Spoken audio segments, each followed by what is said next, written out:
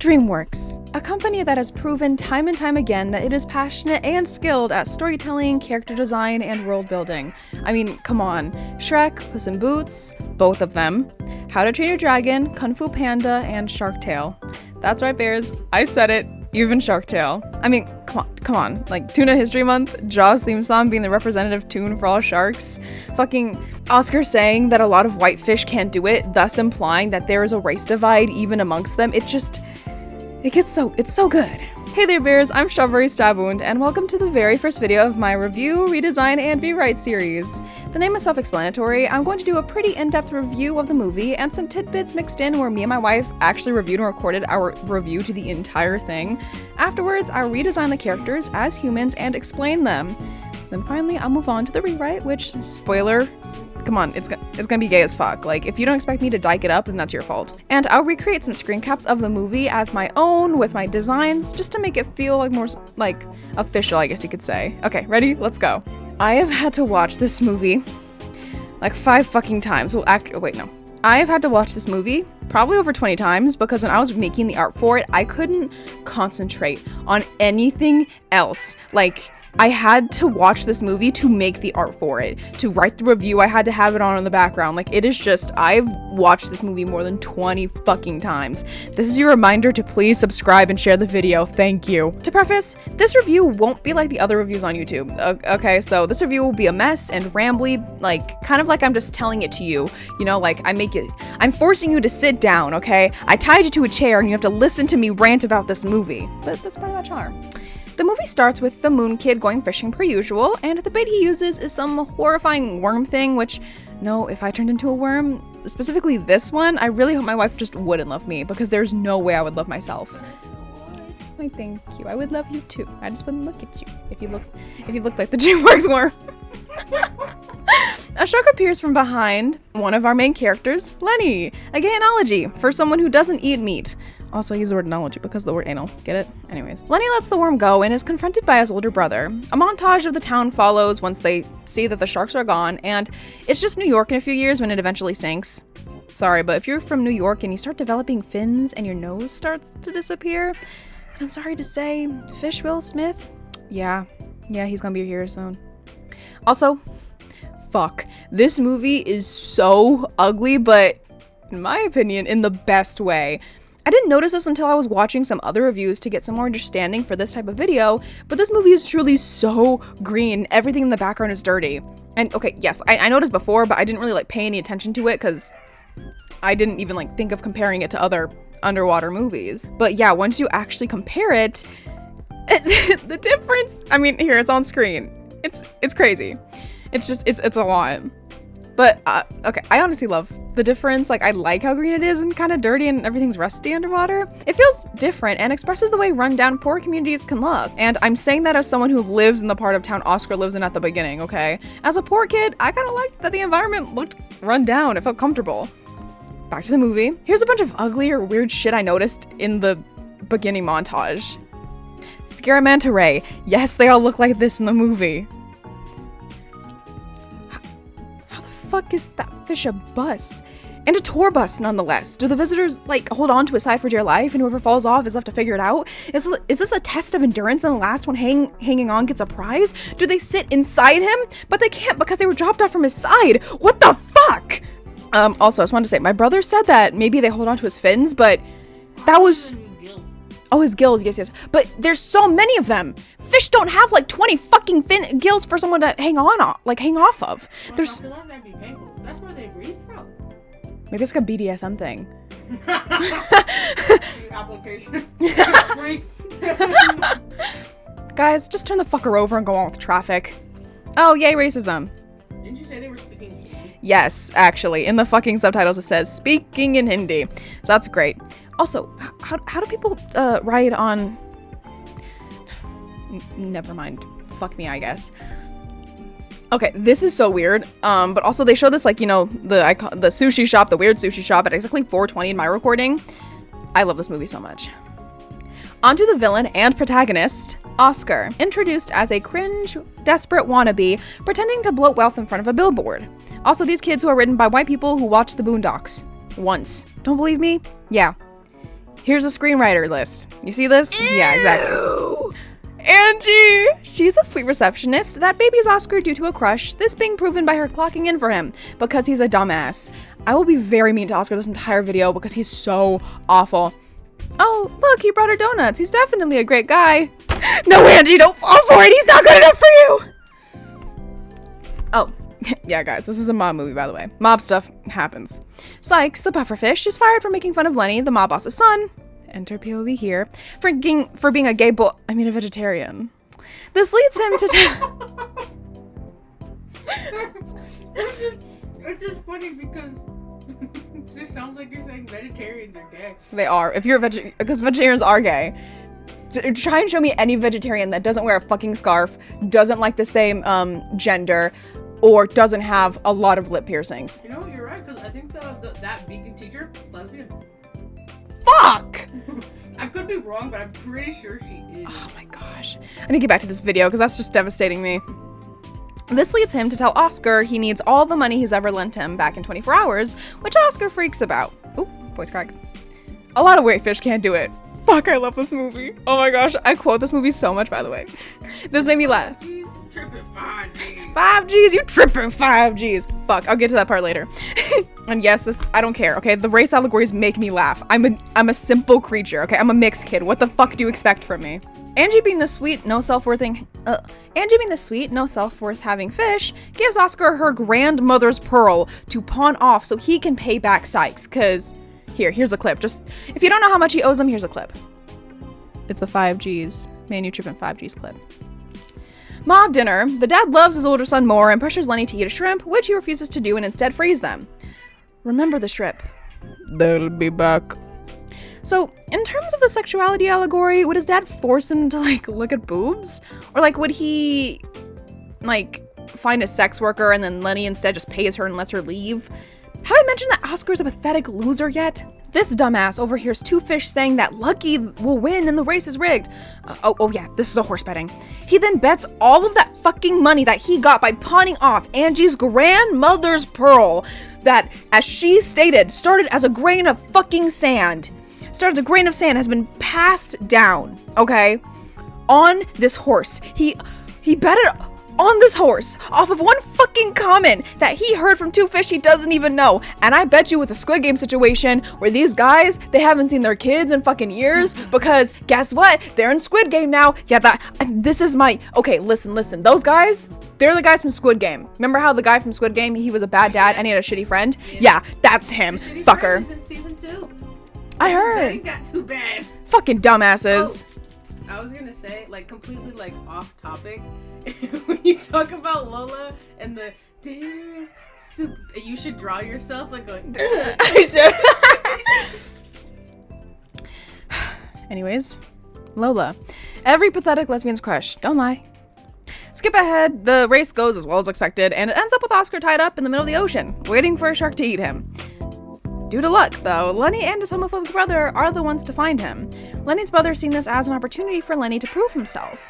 But Lenny is being who he is for his pride, proving that Oscar isn't anybody's type and lets him free.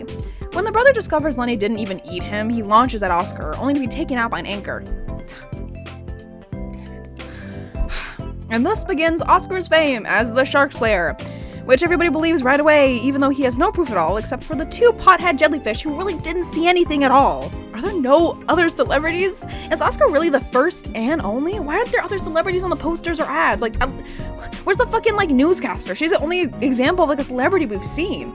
I'm gonna go a little off topic, off script.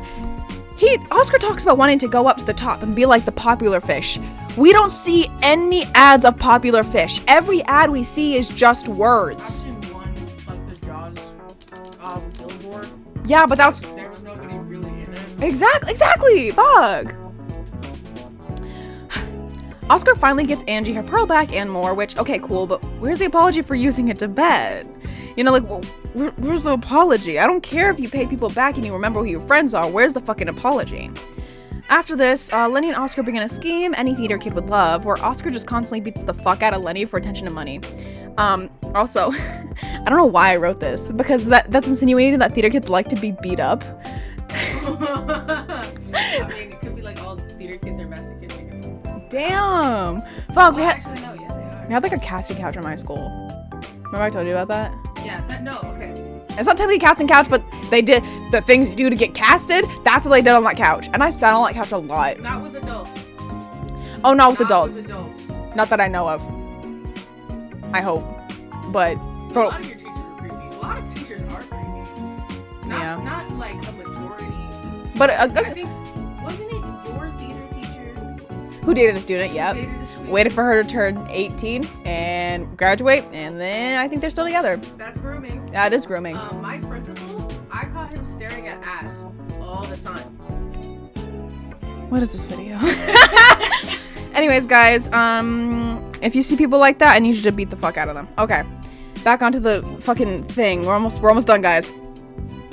Lenny stays in Oscar's garage, which is better than the closet, and when he comes out, Oscar is as supportive as expected. I'm a bit. Gay. Hold up. So that's it? What do you mean that's it? I'm just... After another montage, Angie discovers that Oscar was lying about a Shark Slayer title and confronts him.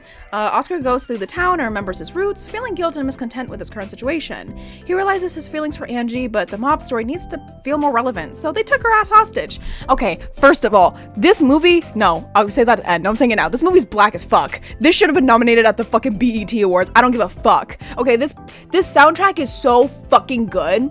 Like this song where Oscar... I try.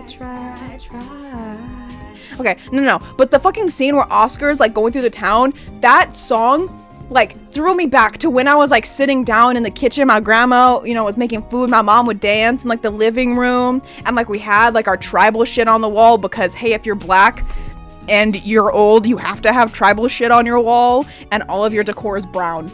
Like that's just how it was. And I smell, like, I just remember, like, it made me go back into like, when I was a kid in the house, like everything was brown. Like that scene from Ratatouille. Oh my gosh, literally. But it's not the colors, it's just a bunch of tribal shit and the color brown and wood stuff. Lots of wood. A lot of my aunts had that.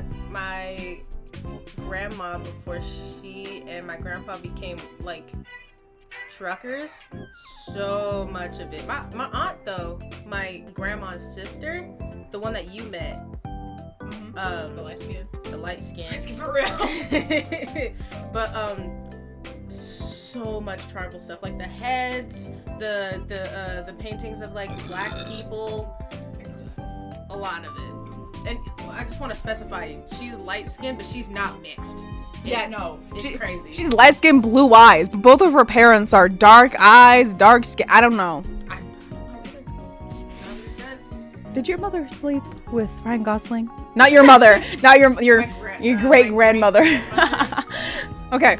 Back to the movie, guys. Can you tell that this video was just me fucking off? Okay. So they took her ass hostage. Okay. Lola went against him, against Oscar because she's dangerous, super bad. Better watch out. She'll take you cash. She's a gold digger. A gold digger. Fuck. I don't want to review this movie anymore. The shrimp come back and butt fuck. Beat up the mob boss, excuse me. Excuse my French. Oscar tells the truth about not slaying the shark, and then the mob agrees to terrorize a different city, and he kisses Angie because she still has no self-worth. Dance sequence, because this is early 2000s, the end of the movie. Bam, jump scare of Christina Aguilera and Missy Elliott. Okay. So, I can understand where this movie wanted to go with its messaging, but they fucked it up. There's an abundance of scenes where Oscar mentions not wanting to be nobody, and it affects all of his actions. He wants to get out of the slums and be famous, someone who people care about. As a kid, Oscar was ridiculed for telling his class he wanted to work at a car wash and be the employee of the month like his father, and that's what started his desire to be famous. And I was telling my wife how this is actually a really great point. And this story could have been one about how blue-collar jobs are looked down upon so heavily in our society, even though they are essential. How anybody working in the fast food industry, retail, etc. are seen as less than. When someone works in that force and is happy about it, they're told they're too good for that job, that they have so much potential. And fuck, that makes me so angry. Why look down on people for having the jobs you need them to have? You want fast food? You need someone to cook and serve it. You need to go grocery shopping? You need that cashier. You want Dutch Bros?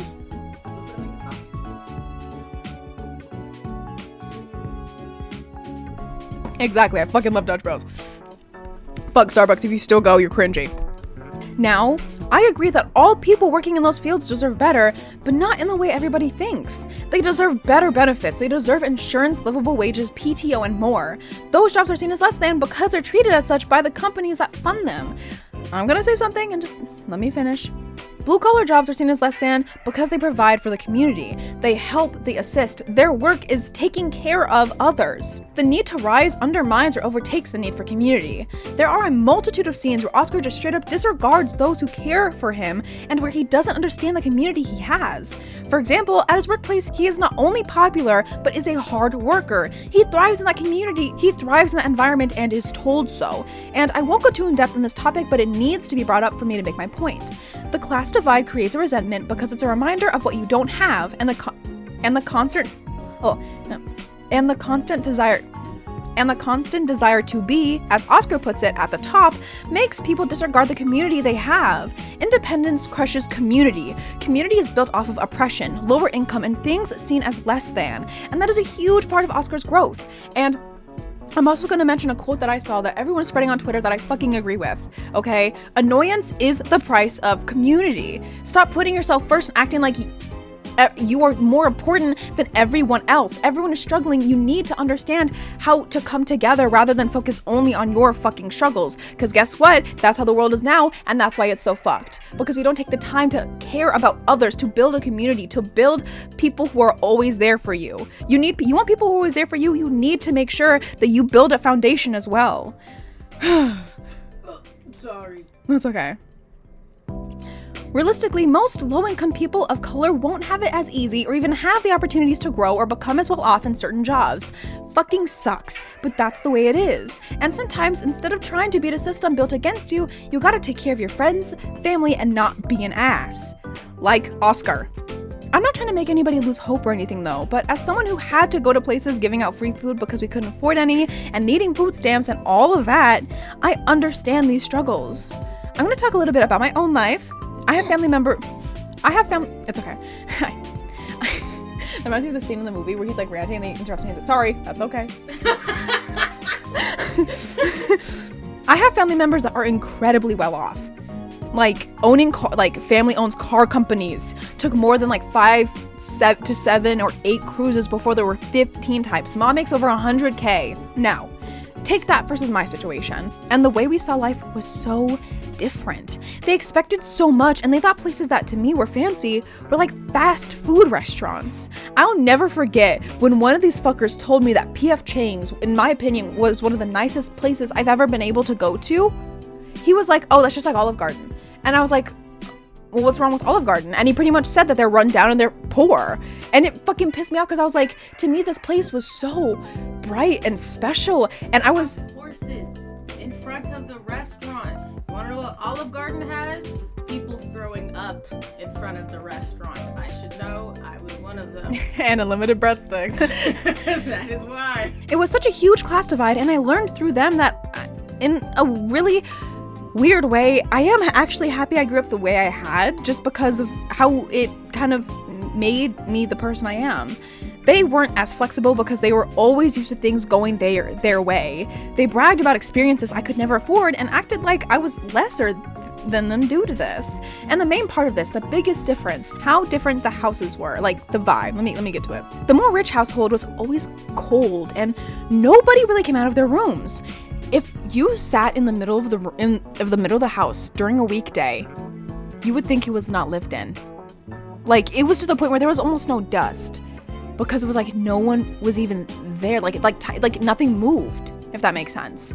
And it was quiet and cold, and it was rare to see anyone come out of their room to interact. You know, people were so focused on what they wanted to do, their interests, like their lives, that they never really took the time to ask about anybody else. It was always it had to be them. Like they were the ones that had to be listened to, if that makes any sense to anyone. Everybody was separated except for dinner, where it was filled with small talk and a sense of professionalism I don't like or understand for something like a family dinner. Like, there was rarely any jokes or warmth or genuineness, if that's... genuineness is a word, right? Genuality. Whatever. There was no... Don't let me You know I don't know words like that. And there was no connection either. Now, onto my less rich household.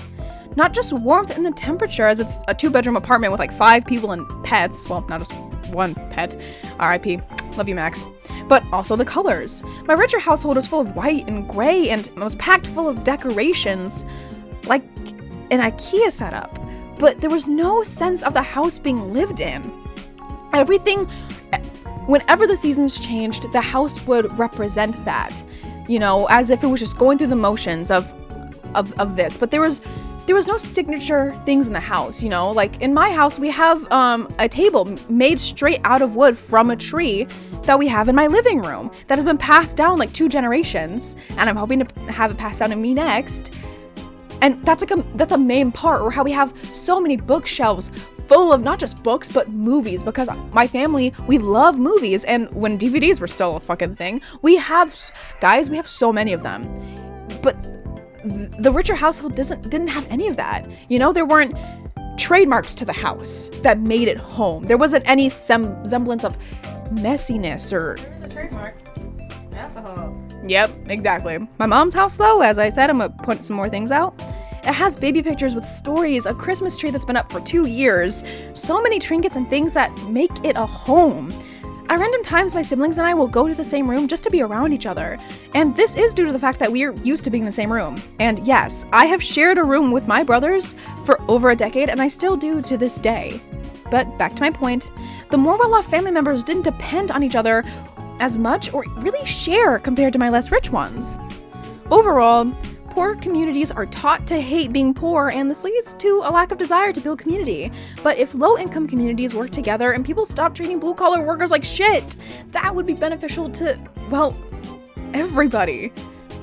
And I just want to say, I am sorry for all the family talk, but I feel like, especially nowadays, when I feel like a lot of other creators that I've been watching don't connect a lot with their audience, I just feel like, I don't know, especially because my views are lower, it's like I feel less nervous to share these things about myself. I want to tell you guys like genuinely what my life is like as well, just to show you how this impacts how I see storytelling. You know, you guys could see it completely differently, and that's fucking awesome. Tell me in the comments. You guys like the plug I did there? Comment please. But yeah, so thank you guys for listening to that and understanding a little bit more about me and giving me this space to feel safe enough to do so. I really appreciate that. Anyways, off to the lesbian part, fuckers. Lesbian legs. That was 26 minutes. Alright, motherfuckers.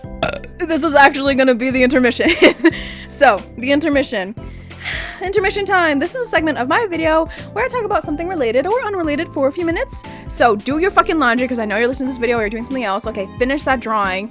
Do your hand stretches, your wrist stretches. Okay, stand up, fart. I don't care. Eat something. Have some fucking water. And let's talk about something else. Okay, actually I lied. We're gonna talk about the movie. You guys wanna know some fun facts? Okay, so there is Martin Scorsese. He is Sykes, the pufferfish, Big Daddy. Yep, that's him. Puff Daddy. That's right. But I've got Puff Daddy as my tramp stamp. No. Puff Pass. No. Nice Puff Pass around by the jellyfish though. Yeah, but Come on, those fire bars. You can laugh. No. I just realized Puff Daddy is P. Diddy. No! And that's the end of the intermission. You guys don't get the... Fuck that. That fact was enough to devastate me. So I'm done. Okay, onto the art now. Fuck this. And now onto Angie, because that intermission was a fucking mess. No more Diddy in my videos. No more. I forgot that was one of his like nicknames, I guess. I didn't even know who that was until like last year. It's him in general, but nonetheless. Angie, oh Angie, she is so cute, but she's also so just... You know those friends you had in like school, whenever they're talking about their love life, you just have to look at them and you're just like, oh girl. You just have to weep. Seriously, and like find some self-respect. For her style, my wife and I agreed that we wanted to go into like an earthy vibe, but hiccup. Sorry. It's okay. But at the same time, then I realized I should just draw her in her uniform. Plus, my wife used to work at a car wash, and the uniform is pretty simple, so that's what I gave her. And since she's a receptionist, it would probably be beneficial for the company if she had a uniform, you know, just the association and stuff like that. For the art in this video, I wanted the character to feel more fun. And I'm not saying this in a shady way towards anyone, I did this myself too, but I feel like whenever there's redesign videos, people just draw the character and then like have like a blank space behind them. And I feel like it looks really boring. Yeah. You know, you just draw the character standing in a neutral pose and then you're done. Like, I don't know. I used to do that a lot too, so I'm not shading anyone, but just it feels boring, you know? For me, I don't like doing it because when I tried, it went very badly because I didn't feel inspired. So for this art, I try to go more with a graffiti route, you know, and have more fun, have some bright colors, especially due to the fact that this movie is not only bright, but this movie's black as fuck, okay? There's like little kids that do graffiti and it's super fun. So I actually started the drawing of Lola and Angie by drawing their fish. Actually, I was trying to draw the fish in like a really cute art style, like with big ol' eyes, the ones that are really popular, but it didn't really work. I'm not really good at drawing things like super cutesy around. I don't know why, it's really difficult for me. So I added my own like little touches, you know, with the thick line art and stuff like that and the sharper shapes for the fish design. Angie, just so you guys know, she's based off of an angelfish here on screen. Super fucking pretty, really cute little fish. Hold on, I'm so sorry. I think I'm stupid. Angie the angelfish, Lola the lionfish. Wow, I didn't even think about that. Fuck. Okay, so they put no thought, and that's okay. That's fine. For like graffiti lettering, I'm actually really passionate about it. Like I do it in my free time a lot. I just doodle it. I really want to learn more, and I've been trying to develop my own type of font, or what's it called? Like tag, my own tag. It's been going interestingly, to say the least, but I'm trying my best. I gave her a bubble font, and okay, I thought it was so cutesy, but on the top of the eye for Angie, I put a little fish, you know, like another angelfish, and it's, I'm a genius. It's so cute. What the fuck? Oh, I need to talk about that after. And then I put some bubbles and just like some big round shapes around the fish just to make it look more visually interesting. For her poses though, because I got distracted, she's sitting in her work chair, stressed and gay, thinking about something Lola says to her in my rewrite, which is a pretty pearl for a pretty girl. I'll talk more about that later though. Angie's hair was kind of hard for me at first. Like, I couldn't figure out how to make it not straight, especially since Lola already had a silk press. I refused to give one to Angie as well. Then, bam, most amazing idea. Curly locks, motherfuckers. Oh, curly locks, yes. Especially in a high ponytail, it really adds that volume and that cool kind of like underwater look, I think. They're so cool.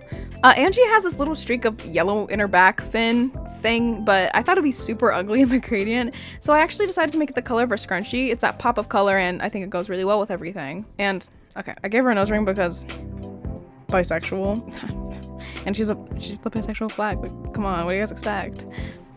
For her colors, I honestly just picked off of a photo of Angie for them and then saturated them because they were kind of dull. Like in the first part of the coloring, as you guys will see, they're kind of dull and not pretty, so I just made them a little more saturated, and I tweaked them a little bit. And then her other pose, it's not really pose, it's more like I really just wanted to draw a cool expression, is actually her like screaming at Oscar, because she's always yelling at Oscar. How can you love a man you always gotta yell at because he's that much of a dumbass? Like, I just don't understand that. That's how straight people think love works. Seriously, girl, get some pussy, you'll be fine. I might have to edit that out. No, that's fine. But anyways, for her screaming at Oscar, I gave it like a bright pink background for her, obviously. And then I made the colors of his name, his signature colors, which are blue and yellow. And I think it's really fucking cool. I really enjoy how this came out. And for her fish, actually the bubbles are her colors, but the ones in the background are Lola's because, I don't know, lesbians. And plus, they make the lesbian flag when they're together. That's cute. I'm gonna mention this later again. I'm gonna say this again, just so you guys know. The background is a fuck ton of bubbles because water. I don't have much else to say. Oh, also look at her name tag. It's cutesy. And I put Sykes Car Wash because Sykes owns the car wash. Okay, here's the finished art.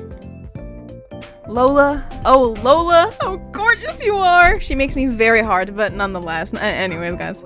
Might be hard. It was pretty easy to figure out how to draw her, though. She's obviously thick and obviously a bad bitch in a revealing dress. Plus, a lot of people have cosplayed her already, so that made it pretty damn easy as well. I gave her some gloves, which I totally didn't forget in the beginning, and a thigh garter because it's hot and makes her thighs look thicker. Okay, I'm not gonna fucking lie to you guys, okay? It's for a reason. Yeah, well, I don't know if that's what thigh garters are for. I doubt it. It's usually to keep up like your like socks and stuff. But come on, when it squeezes, the fat is hot. That's just the way the world works. I also gave her some cute hoops and a fuck ton of earrings because lesbian. I don't. Oh, and I said this earlier. I'll say it again. Angie, Lola, and Angie's colors make the fucking lesbian flag. Bam, y'all. And for her fish drawing, the lionfish, I give the animator so much fucking credit because how did you guys make such a horrifying fucking creature the hot one? Like, okay, I respect that. And for Lola, I didn't really go in a graffiti type of art direction. I actually gave her a type of signature and I adore this, okay? I think it's really cool. It's flowy like water in a very pretty style. Like, I would draw, I want to create my signature like this, but my name's too fucking long. Above her on the right, I wrote Gold Digger, because duh, and then added some cute little sparkles, and then at the very end when I color it, I actually add some glow effects on it, because it's cute. She was really easy to draw, and is just, look at her, she's fucking gorgeous. Oh, last thing, I loved drawing Lola and Angie with those tiny little Y2K eyebrows, like the super thin ones. They're actually like really fun to draw and very different from what I usually, like my usual route. Like y'all know I love me a thick eyebrow, so this was fun and out of my comfort zone. Oh, and her fish's bubbles are Angie's colors. Here she is, the Gold Digger. And now onto the rewrite section. I've had to record this a lot, so let's just get this going. I need to let y'all know beforehand, this section's gonna be kind of short because you see the timestamp, you know how long this video is. Let's be fucking for real. And a lot of the scenes from the movie are kept in my rewrite, okay? I kept this as close to the movie as possible. It's not like my Yandere Simulator ones, where I kind of went off and did my own thing. I did it better, not gonna lie, but nonetheless, for this one for the movie, I said, fuck it, I'm gonna keep it as close to the movie as possible. So this does mean that a lot of the scenes between Angie and Lola are going to be off screen, okay? Now, yes, that may sound shitty, but a lot of the scenes that I'm going to point out of their relationship can still work. So listen, let's get through this. Okay, let's do this together. Oh, also, I just need to say this because I haven't said this in any of my other recordings.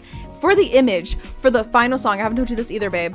The movie, like, okay, so for the final song of the movie, the ending credit song, the thumbnail for it, you know what it is? It's Angie and Lola together. Really? Yes. It's Angie and Lola standing together back to back. I wanna see. Oh my gosh, here, I took a screenshot of it. And they're real close, too. Okay. Yep, and you know what that means. End credits, end game, motherfuckers. Fuck you guys, they are in love. Okay, so Lola and Angie meet. Lola and Angie first meet at Oscar's very first party. Lola notices Angie when she comes in with a lava lamp gift for Oscar and keeps her eyes on her. Oscar leads Angie outside, and this is when he gives her back her grandmother's pearl. A little bit in the middle of their conversation, Lola decides to interrupt and steals him back inside. When she turns to look at Angie in the scene, she looks sad. Like her eyebrows are slanted inward, motherfuckers. Okay, look at this. Look at this. Okay, you said it. You've made this joke every time. Just say the lesbian thing. Lesbian denial. Can I get a lesbian denial in the chat, guys? She's had to say that 4 times because I keep having to re-record. Best friend. Oh, that's sweet. So you won't mind if I steal him for a while? I will admit, Lola is shitty towards Angie in this scene, but honestly, from my rewrite and just how I see it, this is Lola being defensive of her money. She doesn't know Angie. She doesn't know Angie's feelings towards him. I mean, she can infer, but she still wants to be sure. Especially because she just saw this girl be gifted something from a guy that she's trying to get money from. She's like, hey, this is my wallet, go find your own. She feels away until she really takes another look at Angie and she just feels pity or something of the sort. Just to preface, Lola is a manipulator, okay? That's not gonna disappear in my rewrite. And thus, she is incredibly observant. I'll play the scene here and start explaining. I mean, that's the way it used to be around here. We'd have been. Notices his bullshit right away, and when she first met him too. She understands his need to prove himself, and that's exactly why she chose him to be her new wallet. He's a liar, but he's a rich liar who's desperate for attention from women he felt were unattainable.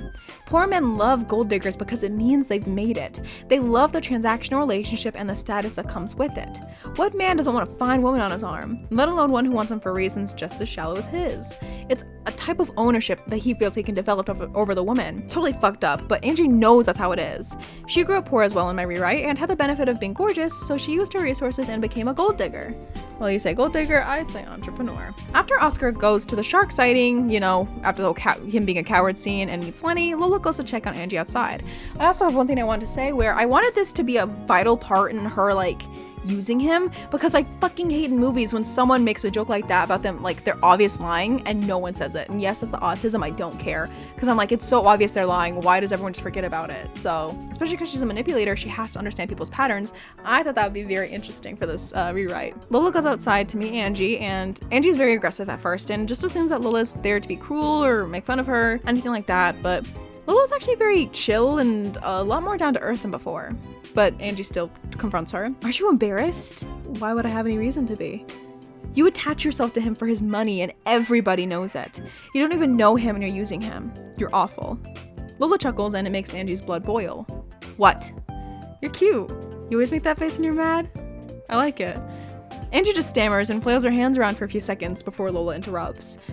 I am using him. So? He's using me all the same.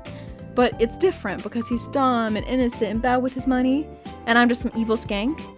From the beginning, I told him that I'm superficial Angie, and yet it's my fault he doesn't care about a thing I say, that he doesn't listen. Angie has no rebuttal, and she just fiddles with her pearl.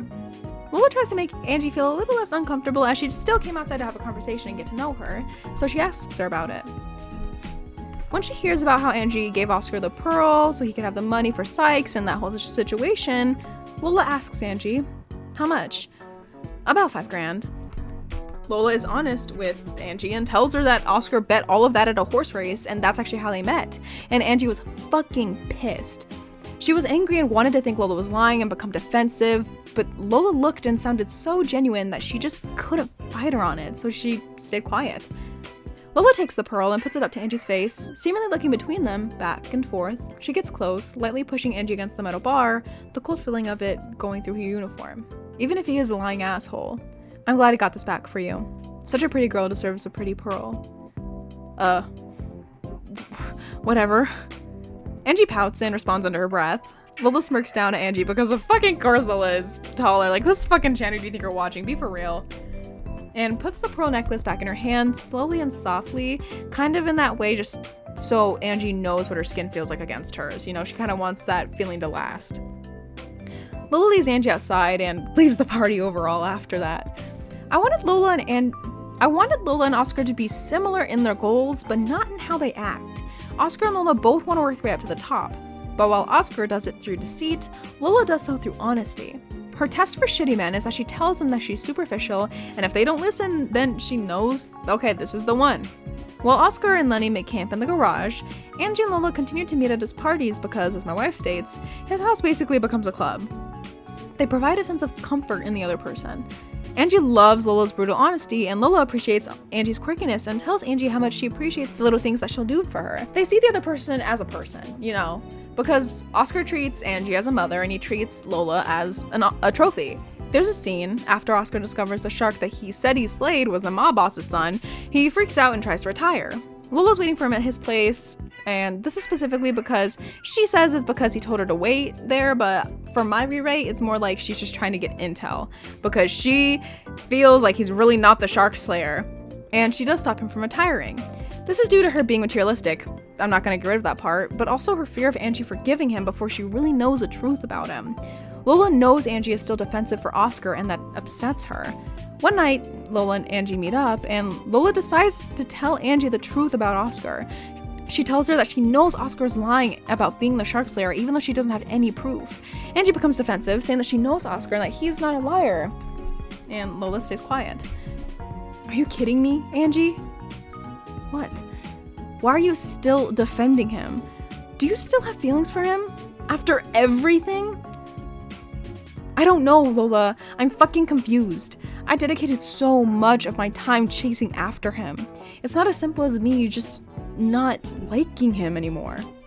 Fine. Lola leaves, and before she's out the door, she looks back at Angie and simply says, if you really can't figure yourself out, then I'll make you. Angie still goes to see if Oscar was lying. She just snoops around, and that's when she finds Lenny in the garage, leading to her first argument with Oscar, where he says this wonderful line. Don't take it personally. Come on, I like to everybody.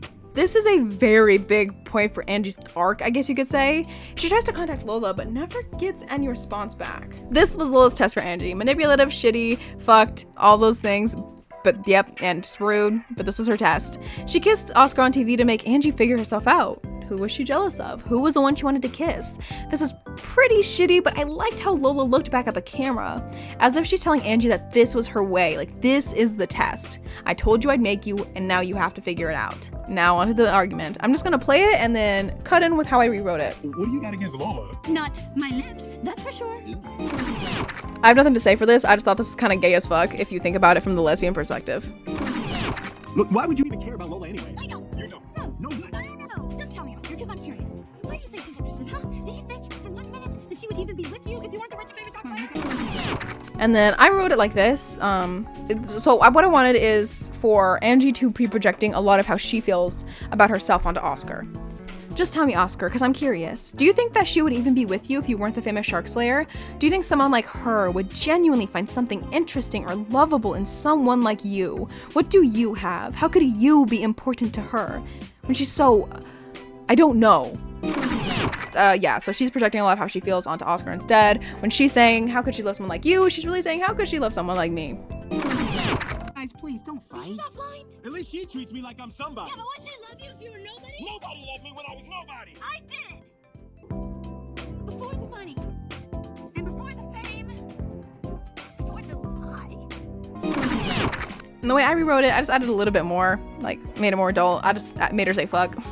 I loved you. Before the lies, the deceit, the fucking lumping me in with everybody else, lying to me, Oscar. I'm sick of this. You were so important to me, but now you're just a waste of my time. Bam. After this, she has a talk with Lenny, and I feel like I told my wife how her and Lenny's relationship, it's very close, and I feel like this is more like she knows that Lenny is gay, and she just automatically feels protective of him because he embraces a part of herself that she's kind of scared to, you know? Because Angie, I don't think she's a lesbian. I think she's bi. I think she did have feelings for Oscar, but then she talks with Lenny and she's like, oh, I don't know what to do. And she cries to Lenny about like these feelings she's having, how she's so fucking confused, how she's angry, how she can't believe that Lola did that to her. She is so mad because she's like, you know what I'm saying, she's going through all that gay stuff. And Lenny's like, girl, bitch, you gay as fuck. And then they have that moment. Exactly. And now onto the mob shit, which I wasn't excited to write. This I'm improvising because of how much I couldn't get myself to write this. Pretty much what happens is Oscar and Lola break up, and Lola gets really upset because she's like, oh my gosh, I haven't talked to Angie in a bit. She's definitely gonna be pissed at me and she's gonna choose Oscar. So she goes to the mob as a last resort and she's like, guys, here he is. She pretty much doxes Oscar to the mob, and like, you know, she thinks they're gonna take Oscar, but instead they take Angie's ass hostage, and she's like, fuck, well, that's awkward. So the chase scene happens with the mob boss and Oscar. He tries to eat him.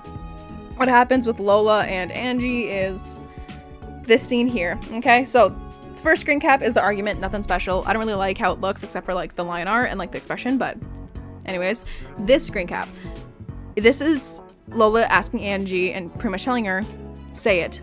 Who do you want? And this is at the very end, before they kiss, before they have their moment, and I wanted both of them. I'm very happy with the expressions. You know, they both look like they want the other person. And while Angie looks desperate, Lola is kind of filled with this like sexual frustration because she's like, I want you so bad, but at the same time I need to know that you're gonna choose me and that this isn't just like some tiny thing for you, because to me our relationship is incredibly important. That's why like her eyebrows are arched, she looks mad, but she's still like blushing. Ugh. Can you guys tell that I love drawing women about to kiss? Because like kissing's good, but like you know, like drawings like when their mouths are so close and like their breaths, it's so good. And then they kiss, and that's the end. And Oscar, he still does his whole thing. Blue collar jobs, appreciate them. You know, you fucking get it. I'm thinking that Angie and Oscar would just like stay friends. And he's like, oh damn, you gay? Okay, cool. Yeah, and then him and Lenny have yaoi. They have yaoi. Fuck this, they have yaoi. I don't want to. You guys get it. Okay, I'm tired. On screen, I have all of the art that I have done for this video. I'm most proud of Angie's character sheet, but I still like the others. Like, I still love Lola's design. She is so fine! Well, I drew her. I can say this. I am queer. No, I'm a lesbian. Don't get it twisted. I'm a lesbian. Being lesbian is queer, but I'm a lesbian. And yeah, I'm fine with the kissing one. I don't really like the argument one, but that's because that's the last one I did and I was just so tired and I just haven't had the motivation to finish, but I did it. I fucking did it and I'm so proud of myself. I finished this fucking video. I'm proud of you. Sorry, my elbow just popped real bad. That's okay. So please like, subscribe, turn your notifications on, motherfuckers, because I'm doing a giveaway for fun just cause. So do that. Yeah. Please like, subscribe, all the things I already fucking said. If you are interested in hearing my unpopular art opinions and want to unsubscribe right after, click here on the left. If you want to see me draw my original characters in different art styles, click here on the right. I draw them in Twilight. Come on, you want to see it? Yeah, you do. Yeah, you do. And I don't have much to say for this video. This is incredibly long. If you stayed here this entire fucking time, you're awesome. I hope the rest of your day is fruity and fun. Bye! Bye! Bye-bye. Bye, Mom. I have an aloe vera drink.